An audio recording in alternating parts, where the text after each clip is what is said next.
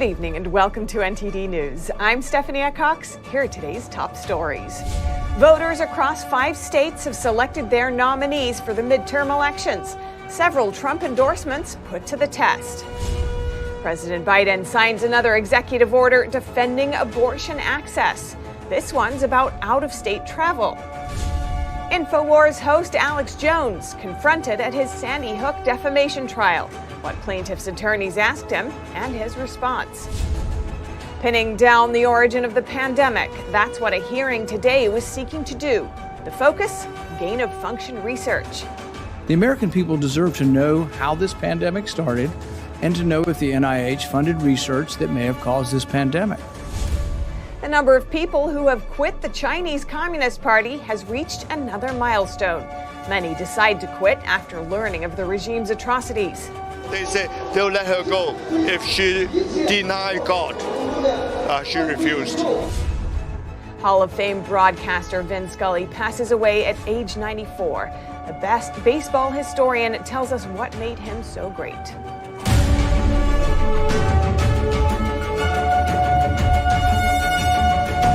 Republican Congresswoman Jackie Walorski was killed in a car crash this afternoon.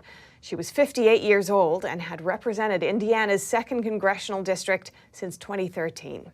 The SUV she was traveling in collided head-on with a car on a highway in Elkhart County, Indiana. 2 of her aides were also killed. Local authorities are currently investigating the crash. And in election news, Trump-backed candidates won primary races in a handful of states as voters in 5 states have narrowed down their party's nominees for governor, House, and Senate. And in Kansas, an abortion vote is sparking national attention. Here's NTD's Melina Weisskopf with more. Unexpected results came out of the red state of Kansas with abortion access on the ballot. The majority of voters in the state say no to giving their state lawmakers the ability to restrict or ban abortions. The vote was the first of its kind in the nation since the Supreme Court overturned Roe v. Wade. Pro-abortion supporters are hopeful that it indicates a trend. Senate Leader Chuck Schumer used floor time today to express his prediction that this hints Democrats have a chance of keeping their majority in Congress this November. What happened in Red Kansas last night is a reflection of what is happening across the country and what will continue to occur through the November elections. As for other election results, Senator Roy Blunt is leaving Congress, and Eric Schmidt is the projected GOP nominee seeking to replace him. You guys ready to take this country back? Schmidt is currently Missouri's Attorney General. In November, he'll face Trudy Valentine, the Democrat primary winner. And former President Trump's endorsement was once again put to the test in a few states. To take on Michigan's Democrat Governor Gretchen Whitmer, GOP voters in the state have chosen Trump-backed candidate Tudor Dixon. I've talked about this at length about the 2020 election. It was unlike any election we'd ever seen, obviously, because of the pandemic. Another win for the America First movement in Michigan's 3rd Congressional District. Congressman Peter Meijer, one of the 10 Republicans who voted to impeach Trump, will lose his House seat this November. John Gibbs, the GOP nominee, will now face Democrat opponent Hillary Scholten. But 2 other Republicans who defied Trump with an impeachment vote won their primaries in Washington, Representatives Dan Newhouse and Jamie Butler. And in Arizona, Trump-backed Carrie Lake is narrowly leading her opponent Karen Robeson, who is backed by Mike Pence. And for the state's Senate race, Blake Masters won the nomination to take on Democrat Senator Mark Kelly. Arizona is the most important state to look at from last night's primary results. This is one of the few swing states where Republicans have a chance of flipping the Senate seat and taking back the majority come November. But based on last night's primary results, current Democrat Senator Mark Kelly had about 200,000 more voters turn up to the polls to vote for him versus his now opponent, Trump-backed candidate Blake Masters. So in order for Republicans to flip that Senate seat, hundreds of thousands of more Republicans will have to show up to the polls come November. Reporting in Washington, D.C., Melina Weisskopf, NTD News. President Biden today signed another executive order to support travel for abortions. This comes in the wake of the Supreme Court's decision to overturn Roe v. Wade. Secretary Becerra is going to work with states through the Medicaid to allow them to provide reproductive health care for women who live in states where abortions are being banned.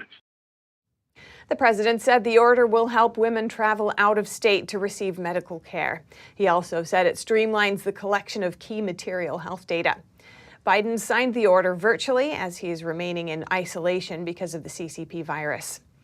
This comes one day after the Department of Justice announced a lawsuit against the state of Idaho over abortion rights, and Kansas yesterday voted to reject an abortion ban. And House Speaker Nancy Pelosi left Taiwan today. During her visit, she lauded Taiwan's democracy and pledged American solidarity. But the Chinese Communist Party thinks the self-ruled island belongs to it. So Beijing demonstrated its anger over the visit with a burst of military activity, some of which was planned to take place within Taiwan's sea and air territory. To learn more about the implications of Pelosi's visit and Beijing's reaction, I spoke with Grant Newsham, a retired Marine colonel and senior fellow at the Center for Security Policy. Grant Newsham, welcome to our show. Well, thank you. Glad to be here. Now, the Chinese Communist Party is ramping up its large-scale military drills around Taiwan. That's after House Speaker Nancy Pelosi visited Taiwan yesterday. What's happening here? Is the CCP just flexing its muscles? Why is that happening? Well, it is flexing its muscles, but it's also flexing its muscles in a way that is unprecedented in a way. It's effectively established a sort of a blockade that surrounds Taiwan. It's declared certain parts of the ocean off limits, saying that there's going to be live fire military exercises going on. You look at where these are, they are around they cover the entire island, every side. And also, if you look up north, they actually sandwich a small Japanese island or two down at the southern end of the Ryukyu chain. And a couple of these are well within Japan's exclusive economic zone. And the Chinese have announced that what they're going to do, they've announced that this is basically sort of a blockade or practice for a blockade or practice for supposed reunification of Taiwan. They've had this in mind for a long time. They're using Speaker of the House Pelosi's visit really as a sort of a manufactured provocation. But this has been where the Chinese have been headed for quite a while. So nobody should really be all that surprised by it. But I would stress that this is something we haven't seen before, but it's not all that surprising. And Pelosi has said that the U.S. will maintain the status quo when it comes to its policies on Taiwan. Do you think this is about quieting the CCP's anger, or does it serve another purpose? Oh, I don't think it's really possible to quiet the Chinese Communist Party's anger. They're perpetually aggrieved, like a drunk in a South Boston bar at 1 a.m., talking themselves into a fight. Speaker Pelosi, to her credit, has spoken in a straightforward manner and quite clearly about a free and democratic Taiwan and the importance of America looking after it, protecting it. And that is important in its own right. But of course, she's just one person. She's maybe out of office in 2 months or so, or out of position. And it really is the entire U.S. administration that needs to get its act together towards Taiwan and towards China in particular. And the Americans are showing they're a little bit confused, actually, about what their policy is. Different people say different things.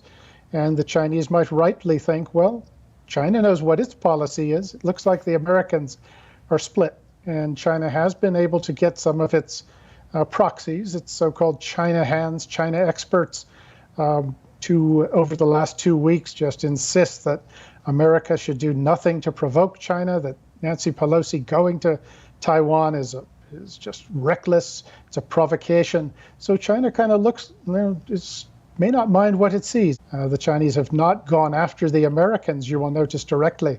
But you knew that once Speaker of the House Pelosi was gone, you knew that the Chinese would lean on Taiwan pretty heavily. And you'll see that now they've put the Americans in a position where the Americans have to decide what they are going to do. China has effectively called their bluff.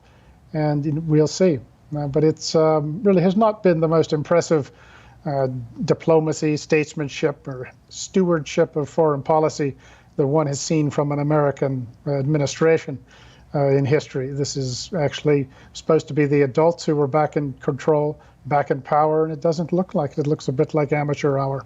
And you've said before that you believe the U.S. would defend Taiwan in the case of an attack. What do you think the U.S. should do, if anything, to ensure that China knows they mean business? Well, America's still got a pretty impressive military and could probably, at least for now, sink the entire Chinese Navy if it needed to. America needs to get its military house in order. It needs to bulk up its Navy, get its Air Force in order as well, but also it needs to get these the right long-range weapons that just in case you need them, as I said, you could sink the entire Chinese Navy. So you've got to get the military part right. But also this should not be just a sort of a tit-for-tat, more a direct challenge to Chinese military activities, but also America should use its financial levers, financial clout, particularly choke off the supply of foreign exchange of US dollars to China. Let them try to pay for things in Chinese money. Nobody wants it. That's one area that you asymmetrically apply pressure. Additionally, start exposing Chinese leaders' corruption. Now expose their real estate holdings in the United States, in Canada, their bank accounts as well, and make sure everybody on earth knows this. Make sure all 1.4 Chinese know this. That is something that terrifies Chinese leadership as well. But from economic, financial, and even a propaganda perspective, the nature of the Chinese regime and its human rights atrocities, black prisons, organ harvesting, these are some things which should be trumpeted to high heaven. If America ever learns what strategic communications, political warfare, propaganda is, that it can be very effective on this front as well. And also, you might give Taiwan a free trade agreement and maybe actually start doing some joint exercises between our military and theirs, get the Japanese and the Australians in on it as well. So there's a number of things you can do, but it's good not to focus only on the Taiwan Strait or on the military. Grant Newsham, thank you so much for your time. I'm glad to be here. Thank you. Yep. House Speaker Nancy Pelosi's husband, Paul Pelosi, has pleaded not guilty to driving under the influence. He was involved in a car crash in Napa County, California in May. Paul Pelosi faces misdemeanor charges for driving under the influence of alcohol and causing injury. His car was hit by a Jeep on the night of May 28th, and the driver of the Jeep suffered injuries. Paul Pelosi was arrested and then later released on a $5,000 bail. He did not appear in court in person today. Instead, his attorney entered not guilty pleas for him. If convicted, Paul Pelosi could face a minimum of 5 days in prison and up to 5 years of probation. He could also be required to install an ignition interlock in his car and take a drinking driver class. And now to the Sandy Hook shooting. InfoWars host Alex Jones and parents of the shooting's victims continue to testify in Jones's defamation trial. The jury will have to decide by the end of the trial what damages Jones has to pay the parents. Here are the details. The defamation trial of InfoWars host Alex Jones entered day 7 on Wednesday. The plaintiff's attorney confronted Jones about his past statement that the Sandy Hook school shooting was staged and no one died. Do you understand now that it was absolutely irresponsible of you to do that? It was, especially since I've met the parents, and it's 100% real, as I said on the radio yesterday, and as I said here yesterday. It's 100% real. And the media still ran with lies that I was saying it wasn't real on air yesterday. It's incredible. They won't let me take it back. They just want to keep me in the position of being the Sandy Hook man. The judge in Austin, Texas, ruled that Jones must pay damages to Neil Heslin and Scarlett Lewis, the parents of 6-year-old Jesse Lewis, who was killed in the Sandy Hook school shooting in 2012. The mother confronted Jones during the trial on Tuesday. I wanted to tell you to your face because I wanted you to know that I am a mother first and foremost, and I know that you're a father. And my son existed. You're still on your show today trying to say that I'm implying that I'm an actress, that I'm deep state. You have this week. And I don't understand. The mother says Jones's supporters have been harassing her family because of Jones's claims about them and about Sandy Hook. The parents have asked for at least $150 million in damages from Jones. Jones says he doesn't believe they are actors and told the parents on Tuesday that he never intentionally tried to hurt them. This is the first among several defamation lawsuits filed against Jones over his claims about Sandy Hook. Reporting by Allison Lee, NTD News. Renewing efforts to pin down the origins of the pandemic, Senator Rand Paul leads the first congressional hearing on gain-of-function research. NTD's Iris Tao has more. Gain-of-function research has the potential to unleash a global pandemic that threatens the lives of millions. Yet this is the first time the issue has been discussed in a congressional committee. Revisiting the issue of how COVID-19 originated, Republican Senator Rand Paul leading the first ever hearing on gain-of-function research, which involves altering viruses to make them more transmissible. The American people deserve to know how this pandemic started and to know if the NIH funded research that may have caused this pandemic. The hearing comes amid intensifying Republican scrutiny on whether a leak from the Wuhan Institute of Virology in China, or WIV, caused the pandemic. The State Department has flagged circumstantial evidence of WIV's gain-of-function research on bat coronaviruses. And here's Dr. Stephen Quay with Atasa Therapeutics testifying today. There is no dispositive evidence the pandemic began as a spillover of a natural virus in a market. All evidence is consistent with a laboratory-acquired infection. I do understand this conclusion is not widely held. And an MIT professor raising national security concerns. We are so used to thinking of pandemics as a health and safety issue that we've missed the national security implications of identifying viruses that could be deliberately unleashed to kill millions of people. But another major concern focuses on whether the National Institutes of Health funded gain-of-function research at the Wuhan facility, an allegation that NIH leadership had denied. The NIH has not ever and does not now fund gain-of-function research in the Wuhan Institute of Virology. Do they fund Dr. Barrick? The molecular biologist Dr. Richard Ebright accuses Dr. Anthony Fauci of lying about NIH's funding ties. The statements made on repeated occasions to the public, to the press, and to policymakers by the NIAID director, Dr. Fauci, have been untruthful. I do not understand why those statements are being made because they are demonstrably false. And experts, while urging more U.S. oversight on such research and on the funding that goes with it, also call for more attention on China's behaviors. Are you concerned with the continuation and expansion of Chinese gain-of-function research? They were doing synthetic biology on a cloning vector of the Nipah virus, which is 60% lethal. We just experienced a 1% lethal virus. Reporting in Washington, D.C., Iris Tao, NTD News. And a new milestone for a grassroots organization that's helping people quit the Chinese Communist Party. At a rally today, the organization announced that the number of people who've quit the CCP has reached 400 million. NTD's Jason Perry was there. I'm here in Queens, New York at a rally, and they're celebrating reaching the milestone of 400 million people who have quit the Chinese Communist Party. To put that in perspective, that's about 70 more million people than the population of the United States.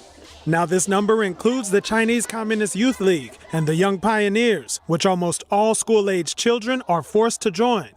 The movement to quit the Chinese Communist Party, or CCP, began in 2004 after the Epoch Times published the 9 commentaries on the Communist Party.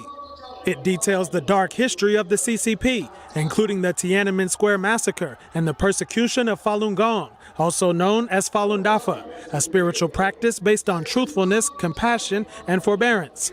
The organization is called the Global Service Center for Quitting the Chinese Communist Party. Millions of people have visited the website to disavow their affiliation to the CCP after learning of its atrocities and the tens of millions of people killed under its rule. Elmer Yuen, an activist and political commentator, shared how his family was affected by the CCP. My mother is a Jehovah's Witness, and she went to a work camp, basically same as a working prison for 20 years. They say they'll let her go if she denied God. She refused. That's why she stayed for the whole term. A local official also shared her thoughts. People need freedom from being hurt, from just being controlled. I mean, everybody should live a good life. And having 400 million people behind you speaks for itself. The president of the organization explained that some people quit the party using pseudonyms for safety reasons, and that the organization has a large team of auditors working 24 hours per day to audit the names of people who quit the CCP. I hope more Chinese people will quit the CCP and a peaceful and free China will come up. Many people have made the distinction that the CCP is not China and that the Chinese people will be free after the communist regime falls. Jason Perry, NTD News, New York. And now to the topic of gender. One of the world's most influential style books, often referred to as the Bible of journalism, recently started advising against quoting people who use the word groomer to describe those who teach children about transgenderism, homosexuality, and other mature sexual issues. The guidance is part of a lengthy transgenderism update by the Associated Press, whose content is also used by more than 1,000 newspapers and broadcasters, often without citation. Earlier today, I spoke with James Lindsay, founder of New Discourses, for his analysis. So what do you think about the AP's new policy on the term groomer? Well, the AP has this new policy, Twitter has a policy, Reddit has a policy. I think they're expanding the policy further and further. I think I saw somewhere else it's adopting the policy as well to ban the word groomer under the pretext that it is a slur against LGBT people. And that, of course, is not something anybody's making an accusation about, except the people trying to ban the term and then using that pretext. Nobody in their right mind is accusing all gays and lesbians and bisexuals in particular, and most trans people, of being groomers of children into an ideology or into sexual behavior. Most people have clear eyes on this issue. They're not thinking that that's what's going on. They recognize that most gays, lesbians, bisexuals, and even trans people are against the idea of grooming children, and they mostly just want to live their lives through whatever their circumstances are unperturbed. But for some reason, these entities want to ban the word and use these gays, lesbians, bisexuals, and trans as human shields, thus insinuating that they, in fact, might actually be all groomers, which is on them. But what do I think of the policy? I think the policy is an admission that they can't hide from the fact of what's occurring, which is widespread ideological grooming into gender, sex, and sexuality type ideologies, generally what I call queer Marxism, based in what they call queer theory in the academic literature. You only ban a word when it's sticking, and they are, in my opinion, confessing that it is identifying something that's occurring that they want to have continue to occur, and that they don't want people to be able to identify. So I think that they're waving the guilty flag by attempting to ban the term as a form of hate speech, because the overwhelming proportion of people using it are not using it as hate speech. They're more than content to watch lesbians, gays, bisexuals, and trans people live out their lives however they wish, so long as they don't bring children into sex, gender, and sexuality topics that are inappropriate for their age or inappropriate for the childhood development circumstances that they're in, or the fact that it violates the rights of other parents who don't want their children to have to confront these topics when they're being confronted. So it's a guilty admission, in my opinion, that they're trying to ban the word. It's like censorship is the second to last barrier when they've lost control of a narrative. The AP now tells journalists that saying someone identifies as a woman is often less to the point than saying John Doe is a woman. And it also warns against misgendering people. How do you think these changes could impact journalism in the future and the public opinion more broadly? Well, I mean, it cuts two ways. So on the one hand, what they're forcing people to do is obvious baloney. And so what it forces journalists to do, and the impact it would have on journalism, is to force journalists to become propagandists. It forces journalists to write stories or publish stories, or editors to change stories to not reflect reality, but reflect the ideology. To say somebody identifies as a woman is already to admit that they're engaging in something that doesn't match their biological sex, and it's something where there should have been more robust debate, and this is something we should be concerned about. Why is somebody identifying as a woman? What's happening? But to say that they are a woman is just patently confusing. John Doe is a woman. I mean, John I guess could be a name somebody gives to a woman, but that's not something that's very common. We would identify that typically with men, and then is a woman. So what it's going to force people to do is write more and more confusing stories that are less and less able to cut through to the truth in order to serve an ideology and protect an ideology that is ultimately delusional and harmful. And this is a major problem.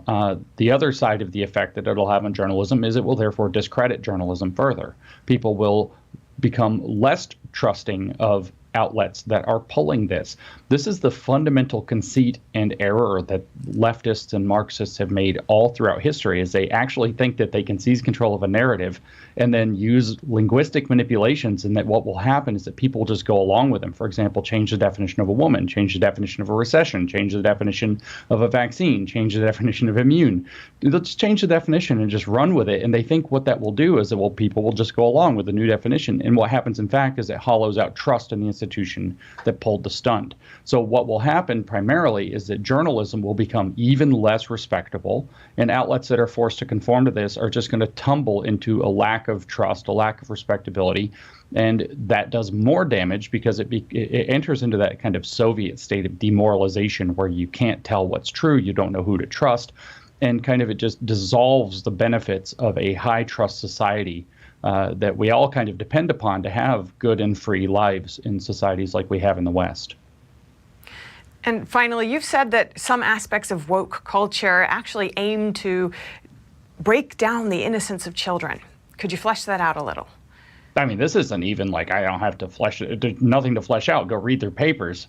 And if you go into the queer theory papers, so queer theory, queer Marxism, whichever thing you want to call it, they call it queer theory. If you go into the queer theory papers where it intersects with education, so queer theory and education papers, just go to Google Scholar and type in queer theory education. See what you get.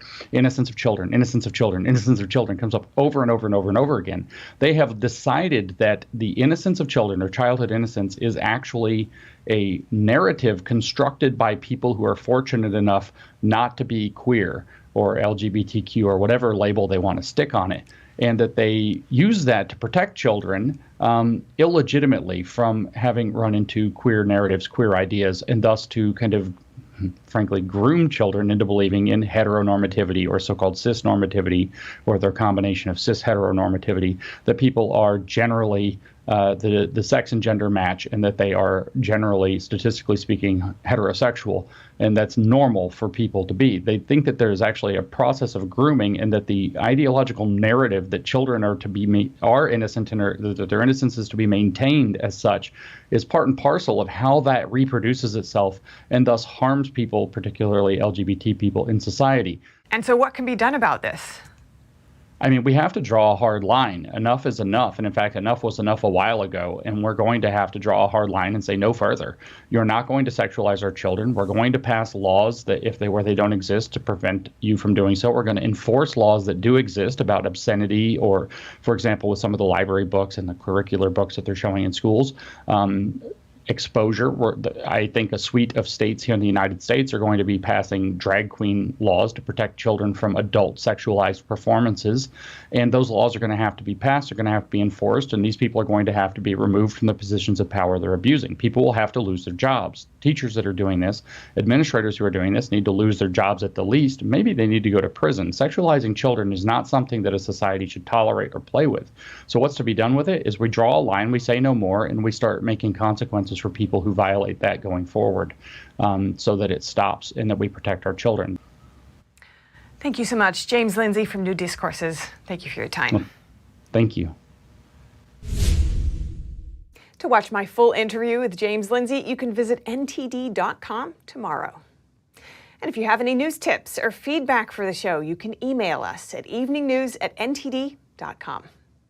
And coming up, furniture rental company Rent-A-Center is set to pay millions back to California consumers. The state's attorney general said the company allegedly overcharged for its leases. And Hall of Fame broadcaster Vin Scully passes away at age 94. The baseball historian tells us what made him so great. Stay tuned for more after the break.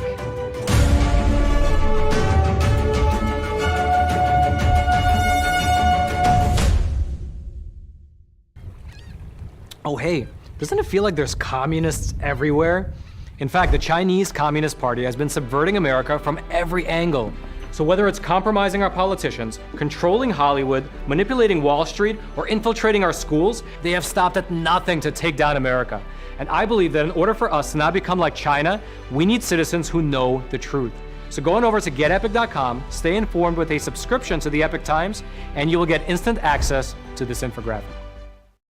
The 2022 NTD 8th International Chinese Vocal Competition will be held from September 29th to October 2nd at the Merkin Hall of Kaufman Music Center in New York City. The competition is honored to have specially invited vocalists with the world-renowned Shen Yun Performing Arts to serve on its panel of judges. The gold award is $10,000. For more information, please visit vocal.ntdtv.com. Welcome to RenBiz.com, the education and career program where parents rule. We replace public schools and universities. We are for ages 6 to 100.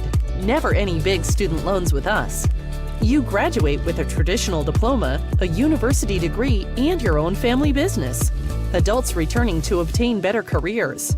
Parents looking for better academic and career opportunities for their kids. At Business Occasion, you spend 50% of your time on traditional education and 50% on business education, including setting up your own family business. Learning is in your small, in-person pods of 6 to 10 students. At Renaissance Business Occasion, aka RenBiz.com, graduation means you have a degree and your own family business. Like education always should have been, a transition to getting a career.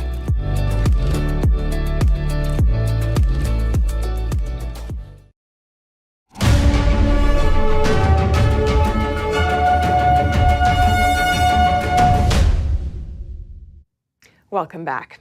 A sweeping bipartisan vote, something that most Republicans and Democrats could agree on. The PACT Act to help veterans with health care passed in the Senate in an 86-11 vote. Until the mid-2010s, the U.S. military used burn pits to dispose of waste on foreign bases, including in Vietnam, Iraq, and Afghanistan. The bill is expected to dole out $280 billion in benefits over the next decade to veterans injured by toxic exposure from the pits during military service. President Biden is set to sign the bill into law on Monday, August 8th. And in a near-unanimous vote today, the U.S. Senate passed a resolution approving Finland and Sweden's bid to join NATO. The anticipated expansion of the Western military alliance comes after Russia invaded Ukraine. Republican Senator Josh Hawley was the only lawmaker who voted against it, saying it distracts from the real global threat, the Chinese Communist Party. NATO's 30 allies signed what's called an accession protocol for Finland and Sweden. The two countries are allowed to join the alliance once governments from all 30 members ratify the decision. This would be the most significant expansion of the alliance since the 1990s. And Rent-A-Center is set to pay millions back to Californians. The large furniture and electronics rental company is settling charges for allegedly making customers overpay to rent or purchase products. Tens of thousands of Californians who entered into a preferred lease agreement and rented merchandise with a Rent-A-Center kiosk are eligible to receive restitution or payments. On Tuesday, California Attorney General Rob Bonta announced a settlement with the company. Today, I'm announcing a $15.5 million judgment, including over $13 million in restitution. That's money that will go back into the pockets of consumers, against Rent-A-Center, one of the largest rent-to-own companies in the nation. Bonta said since 2014, the company overcharged preferred lease customers with a cash price that was 15% higher than retail. Furnishing a home is expensive, we know that, and consumers often hope these rent-to-own agreements will lessen the cost, not realizing the total price they pay will end up being much higher. The Attorney General's office said this was based on an investigation into its kiosks inside retail stores. And beyond these extra costs, we allege that Rent-A-Center also misled consumers about the most fundamental aspects of their preferred lease products, such as the right to return merchandise at any time with no penalty. The company did not admit wrongdoing in the settlement. According to its annual report, the company had over 2,400 stores in the United States, Puerto Rico, and Mexico at the end of 2021. The rent-to-own industry consists of dealers that rent household goods, such as furniture and appliances, at extremely high prices to low or moderate income consumers. Los Angeles supervisors recently voted to put an ordinance on the ballot that would give them greater power. The measure is asking voters to decide whether the board can remove elected officials, specifically the LA sheriff. The Los Angeles Board of Supervisors voted to put an ordinance on the November ballot in an attempt to remove the Los Angeles County Sheriff, Alex Villanueva. The measure passed in a 4-1 vote, with Supervisor Catherine Barger dissenting. Barger said in a statement, giving the Board of Supervisors the authority to remove an elected sheriff unequivocally takes away power from the public. She added, the measure overlooks the recall process for elected officials who fail to uphold their duties. If voters pass this legislation into law, it would allow officials to remove a sheriff by a 4/5 vote. The measure comes as the board has clashed several times with Villanueva. The disputes are over his law enforcement tactics and not requiring his deputies to be vaccinated against COVID-19. The board also imposed a hiring freeze on his department in February, while voting to terminate unvaccinated county employees. Villanueva said in a letter to the board that the motion is an effort to sabotage his election campaign. He also calls it a recipe for public corruption. Villanueva will go head-to-head with former Long Beach Police Chief Robert Luna, who has been endorsed by all county supervisors in the general election. Billionaire George Soros. He says he's committed to promoting criminal justice reform. According to him, that's what the public wants. But is it really? Our reporter spoke with someone who's experiencing the impact of so-called bail reform every day. Billionaire George Soros is funding prosecutors who he considers to be pro-criminal justice reform, and he has no intention of stopping. That's what he said in an op-ed published in the Wall Street Journal on Sunday. According to Soros, black people in the U.S. are 5 times as likely to be sent to jail as white people. He claims that criminal justice reform can change that. Soros also says trust between the community and police can be restored with criminal justice reform. It's not reform. You know, people don't want to reform when you hear this term. They want to let bad guys out on the street. They want it to look like a scene from Gotham. Joey Imperatrice is the founder of Blue Lives Matter NYC and an active sergeant with the NYPD. He says trust has not been restored after bail laws were changed in New York State 3 years ago. According to him, a revolving door has been opened instead, which often allows criminals right back onto the street after they commit an offense. He also says the changes to bail laws increased the number of people committing crimes. People that have not been caught before, that don't have a criminal history in their mind, they see their friends and the people in their gang running around the streets and knowing that if they get caught, they won't be prosecuted either. So now you have more people joining the bandwagon, which is making police officers' job that much more harder. So according to Imperatrice, what's the impact of New York's bail reform on its police force? How will it be affected in the long run? There's people leaving for other jobs, for other jurisdictions that treat them better, that have better pay. So it's not even a long term anymore. We're having this problem now. We're losing talented officers now. You know, we are probably down anywhere between 4,000 and 6,000 officers, if not more, from the peak of I believe, 2001 or 2002. He added that prosecutors should allow judges to determine whether a suspect is dangerous and should thus stay behind bars. Right now, judges in New York can't assess whether a person is dangerous when determining bail, and they are required to choose the least restrictive way to make sure a suspect returns to court. Reporting by Arian Pastar, NTD News. Kentucky's governor gave a grim update on Monday. He said floods unleashed by torrential rains in the eastern part of the state have killed at least 37 people, including 4 children. NTD's Andrew Thomas has more. According to Governor Andy Beshear, Kentucky authorities continued to work to rescue residents this week and provide food and shelter for thousands who had been displaced. We was actually in bed and my mom was still awake. She's watching the rain. Within 2 hours, the floodwaters up on her house. We evacuated with what just we had. Me and my 2 children, my nephews. We just had the clothes on our back. The governor explained many residents had been unprepared for heavy downfall overnight, leading to more deaths. Can you climb if you want, just slightly? Bashir declared a state of emergency last week and said over the weekend that authorities would likely be finding bodies for weeks as teams fanned out to more remote areas.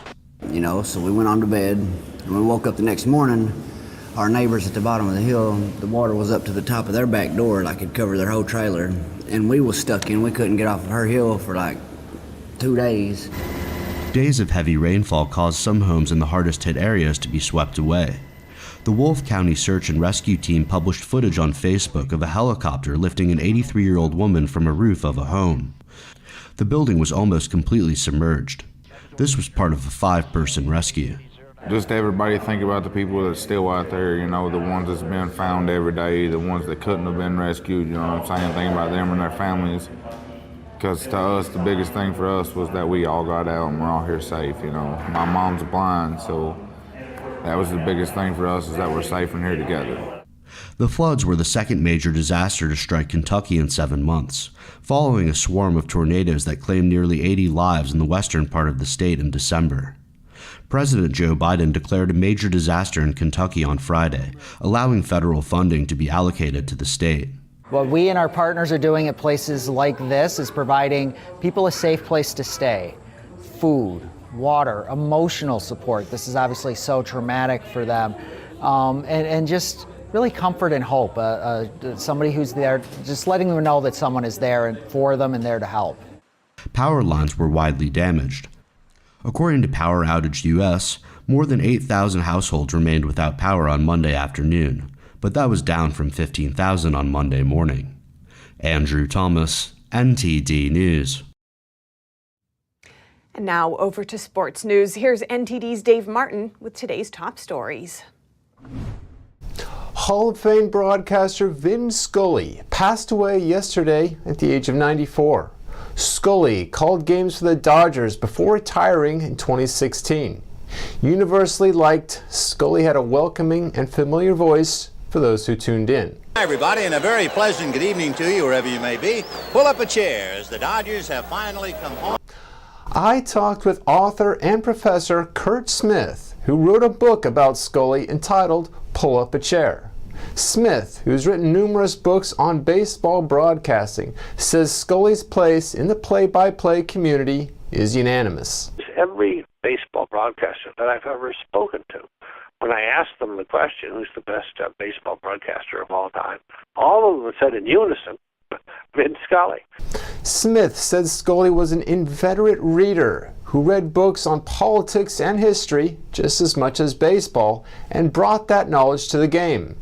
And fans loved him for it. I mean, there was no segment of the population that did not appreciate, I think, what Vin Scully was and what he did. But I think above all, it's the fact that his vocabulary and his study of literacy became so evident during his game. Scully, who majored in literature at Fordham University, was eloquent with his descriptions, sometimes referring to twilight as little footsteps of sunshine. Smith said that was just the beginning. When a pitch eluded the catcher, Scully evoked the ancient mariner. He stoppeth 1 in 3. When a dribbler turned an infield hit, he quoted Eugene O'Neill. A humble thing, but thine own. This is not the kind of language that you ordinarily hear. And he was able to utilize it without appearing condescending, looking down on people, or patronizing. That to me, is the definition of art. Scully had many great calls, but maybe his most famous was when a hobbling Kirk Gibson hit a miraculous game-winning home run in the 1988 World Series. But Smith said it was Scully doing something different this time that made it so memorable. He made the call. Then he got up and he went to the back of the booth so that he would not be tempted to overtalk and to distill in any sense and weaken this extraordinary drama of that moment. So he did not intrude upon the drama, but rather he enhanced the drama. Scully then famously summarized the drama by saying, in a year that has been so improbable, the impossible has happened. In golf news, Phil Mickelson is one of 11 LIV golfers filing an antitrust lawsuit against the PGA Tour. The golfers were previously suspended by the PGA Tour for playing in a LIV golf event. 3 of the golfers are seeking a restraining order that will allow them to play in the upcoming FedEx Cup playoffs.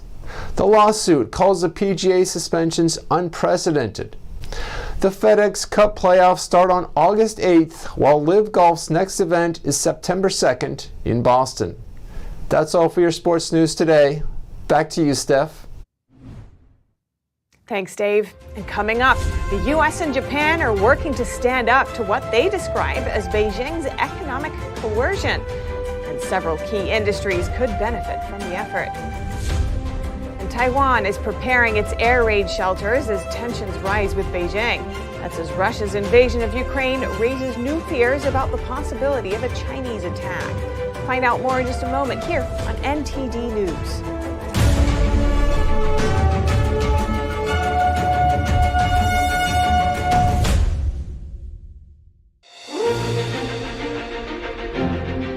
NTD's Capital Report. It's about getting answers, cutting through the fog of politics. It's about your questions and our chances to ask. What is the net impact of the American Congressman Graves? Thank you for joining us. We're speaking to those in power to find out what does this mean for the people. We're here so you are in the know.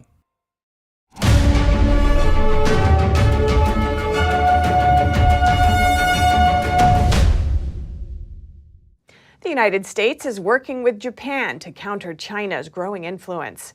That's according to comments from the U.S. ambassador to Japan. At the same time, Beijing is using its economic might to push for political change around the world. NTD's Chenny Wu has more. The U.S. diplomat to Japan says that economic cooperation between Washington and Tokyo is going strong, with one of its top priorities set as countering China.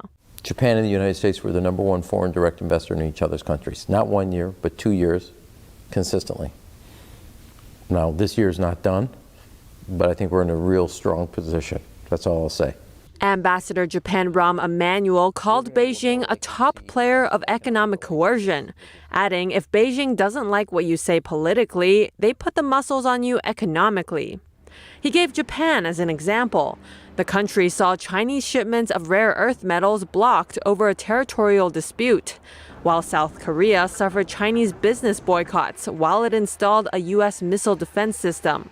The idea that they could actually honestly say, we don't coerce, and then you have not 1, not 2, not 3, many worldwide examples where they've used their economic market access to force a political change in a country. And I think everybody's woken up to that. Emanuel is pushing the U.S. to deepen economic cooperation with Japan to counter that economic coercion. Key collaboration areas include semiconductors, batteries, and energy. Japan says it'll provide as much as $700 million to help U.S. firms boost memory chip output at a Japanese plant. American firms like Western Digital Corp and partner Kioxia Holdings are set to benefit from the deal. Meanwhile, Japanese industrial conglomerate Panasonic picked Kansas as the site for a new battery plant. The deal came together after President Biden talked with Panasonic executives in Japan. And Taiwan is preparing its air raid shelters as tensions rise with Beijing, and Russia's invasion of Ukraine raises new fears about the possibility of a Chinese attack on the democratic island. Here's more. An emergency drill undertaken by regular people as though they were at war. Civilians in Taiwan have fresh fears of a Chinese attack due to Russia's invasion of Ukraine, as well as the island nation's own ongoing hostilities with Beijing. So Taiwanese authorities are pushing another precaution, regularly prepping their air raid shelters. Not purpose-built bunkers, but safe places in subways, underground shopping centres and car parks and so on. The locations are put in a smartphone app and on posters, and a social media campaign is to get people ready. Wu Enoch is a politician with Taiwan's Democratic Progressive Party. Almost everyone has a basement in their building. It doesn't matter if they're categorized as an official shelter. What's important is to know what you need to bring with you, what's currently there, and for you to be able to stay there for a long period of time. For example, a lot of shelters don't have bathrooms, and we're training our students, we're training our participants to understand that when you go to a bare bones place, how do you improvise? How do you use what you have? And if you have a little bit more preparation, how do you prepare your grab-and-go bag so that once you're there, you have the medical supplies to help people. You have the tools you need to build a makeshift toilet. You know how to separate where you eat and where you use the bathroom. I think these are very useful skills that we're trying to teach our participants. Beijing considers Taiwan its territory and has increased military activity in the air and seas around it. Some civil defense advocates believe more needs to be done. For example, shelters are required by law to be kept clean and open, but they aren't required to be stockpiled with food and water. The capital of Taipei has 4,600 shelters with enough space to accommodate 12 million people. That's over 4 times its population. Drones play an important role in the war in Ukraine. They can monitor the enemy's actions, saving military and civilian lives, and even drop targeted bombs. Ukraine recently bought dozens of drones with millions of pounds of donations from international countries and individuals. NTD's Joy Duguid has more.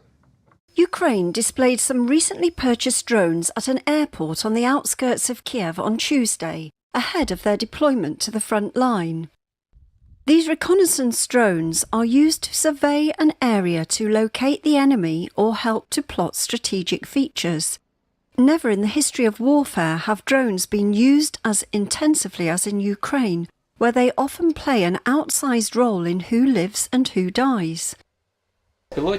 Unmanned aerial vehicles cost incomparably less than the cost of human lives. Thanks to unmanned aerial vehicles, we can do such reconnaissance, which would otherwise have resulted in human losses. Kiev said the drones were bought after they received about £16 million donation from 74 countries. Some children even donated their own toy drones to help the Ukrainian armed forces. The funding has also been used to train pilots. An estimated 400 have now graduated after 2 months of training. A serviceman said without drones to help pinpoint targets, high-precision weapons would be less effective. High-precision weapons are nice, but to aim these high-precision weapons, we need intelligence tools. We really need intelligence tools such as drones. Russian and Ukrainian troops alike depend heavily on unmanned aerial vehicles to pinpoint enemy positions and guide their artillery strikes. But after months of fighting, the drone fleets of both sides are depleted.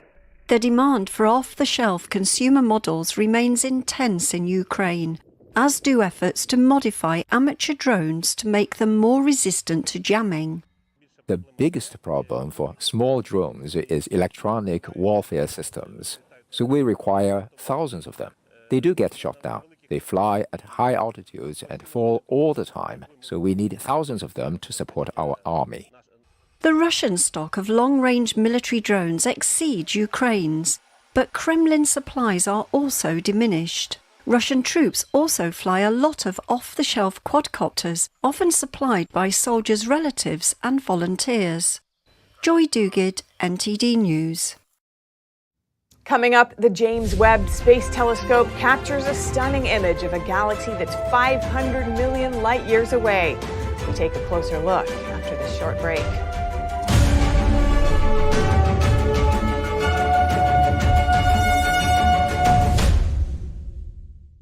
Hello, I'm Mike Lindell, inventor of MyPillow. Thanks to your support, you've helped make MyPillow become one of the fastest growing companies in America. Over the last 12 years, you've helped MyPillow create thousands of jobs right here in the USA. When I got MyPillow, I'm asleep almost immediately. I stay asleep at night and I wake up more well-rested in the morning. That's why I invented MyPillow.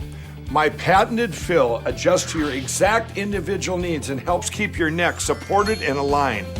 I'm interrupting this commercial to bring you my BOGO extravaganza. For example, you get one of my Giza Dream bed sheets and you get a second set absolutely free. Or my 6-piece towel sets. Buy one set, get another one absolutely free. Or get my classic premium MyPillow and get another one absolutely free. So call the number on your screen or go to mypillow.com and use your promo code to get my buy one, get one free offers and get deep discounts on all MyPillow products.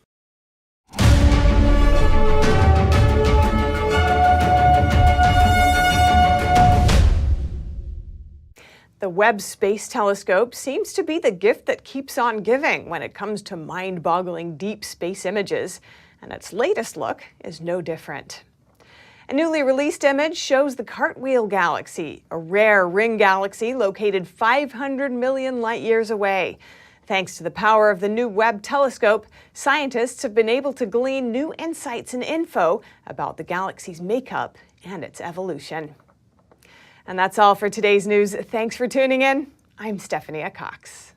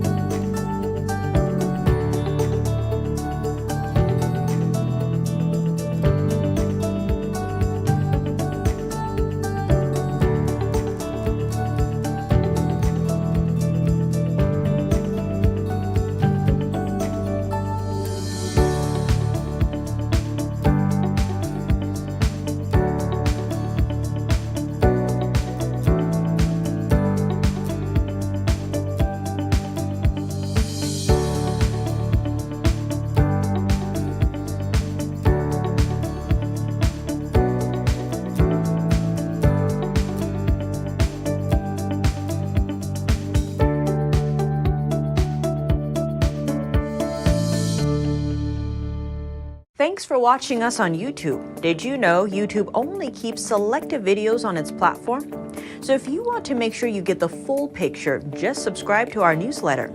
Go to newsletter.ntd.com and sign up. It's free.